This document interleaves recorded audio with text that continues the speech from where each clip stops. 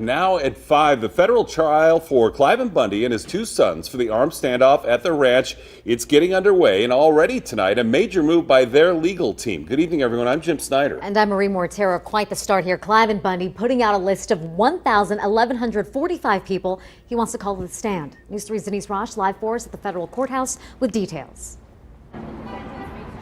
Yeah, Marie, attorneys say this trial will absolutely last into January or February. And as you mentioned, the number of potential witnesses, 1,145. Today, the judge read off every single name, and it includes a veritable who's who of Nevada politics. If I owe any grazing fees, I will sure pay it to the right landlord, and that would be Clark County, Nevada. That was Cliven Bundy just prior to his arrest in early 2016, refusing to back down to the federal government. Today, appearing in court along with his sons Ryan and Ammon, along with a fourth defendant, Ryan Payne.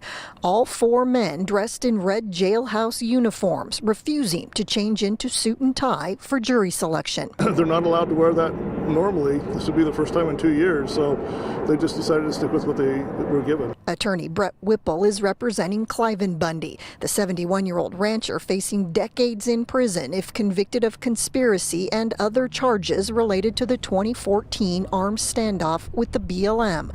The government attempting to round up Bundy's cattle over unpaid grazing fees, confronted by angry protesters and forced to back down. We've been ready over a year. We want to get out of here. One issue hanging over the trial: will the strip shooting of October 1st interfere with the defendant's right to a fair trial?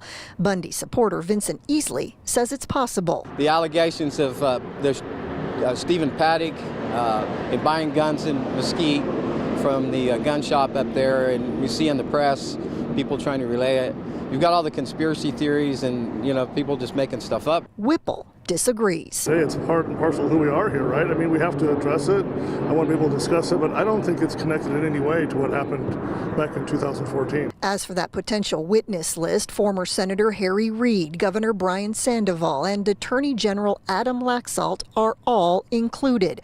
Whether any of them will ever take the stand is yet to be seen. And one interesting note from court today: the prosecutor asked that jury pool as a whole who, by a show of hands, would think that it's okay to bring a gun to a protest. Not a single person raised their hand. Just one example of what attorneys are looking at in this jury pool. Court has now adjourned for the night. They will be back at it tomorrow morning.